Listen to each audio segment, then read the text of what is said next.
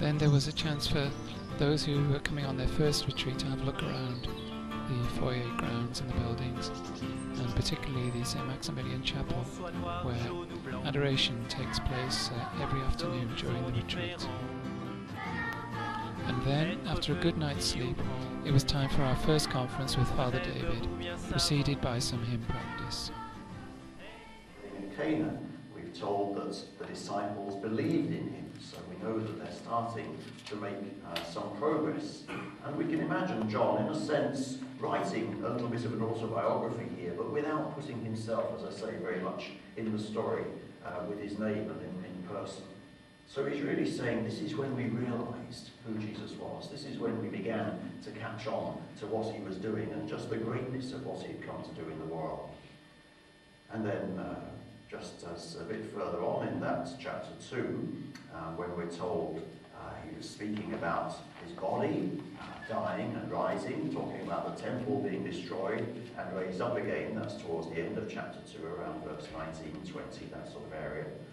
We're then told in 2:22, when therefore he was raised from the dead, his disciples remembered that he had said this, and they believed the scripture and the word which Jesus had spoken. And then after the first conference, there was time to relax, to pray, to meditate in the beautiful foyer grounds. And that's a view of the manor house there. And here we can see the view looking down towards the terrace, which overlooks the river. And this is a statue of Our Lady of the Foyer.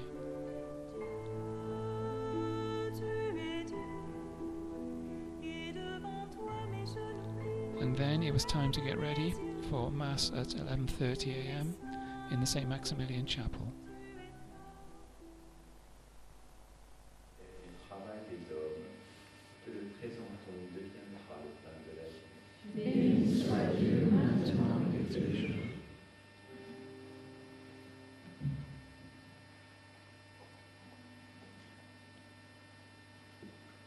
Heureux les invités au repas du Seigneur, voici l'agneau de Dieu qui enlève le péché du monde.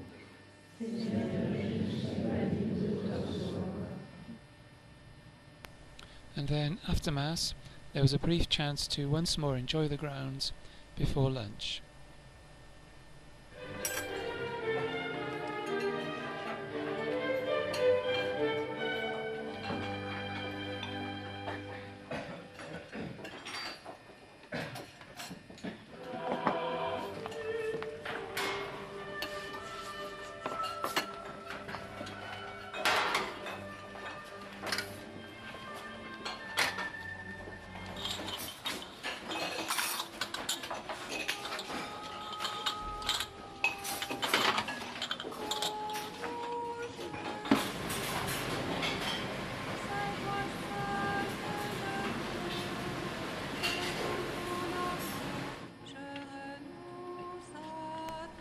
Then after lunch there was a chance for relaxation and adoration of the Blessed Sacrament in the St. Maximilian Chapel, followed by, later on in the afternoon, the Rosary, which is both said and sung.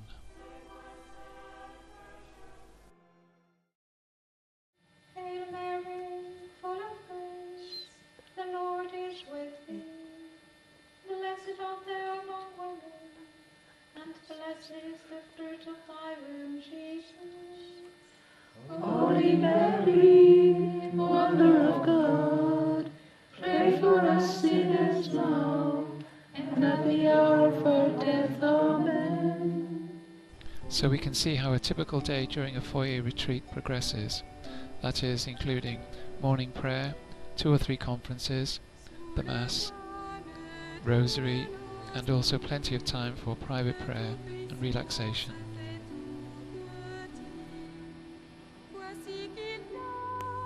At the manor house at Tressaint, there's a little area dedicated to Martha Robin, the co-foundress of the Foyers of Charity, and it shows the kitchen area as it was at her little farmhouse, and this is where the retreatants waited to meet Martha. She was born in 1902 and died in 1981, and after gradually becoming paralysed, offered up all her sufferings in her little farmhouse towards the foundation of the Foyers of Charity, in collaboration with Father Georges Finet. They met in 1936 when he brought her a picture of Mary, Mediatrix of all graces, and that was their collaboration has led to all the work of the Foyers throughout the world. Marthe was marked with stigmata in 1930, and then from then on, every Friday she suffered the Passion in union with Christ. And she was also visited by Saint Therese, who told her that she would be continuing her mission in the world. So we've seen something now of the Foyers of Charity, both the life of both the retreatants and the members of the community. And we can say that in general, the purpose of the Foyers is to provide the opportunity for people to come on these 5-day retreats in silence. And the idea is that the community, made up of lay people, is headed by a priest who is the father of the foyer, and he gives the retreats. And the function of the community really is to look after the practical needs of the retreatants, and also a very important function is to pray for them during the retreat. So the foyer really is a big community, a community of love, with the priest as the father of the foyer and Our Lady as the mother of the house.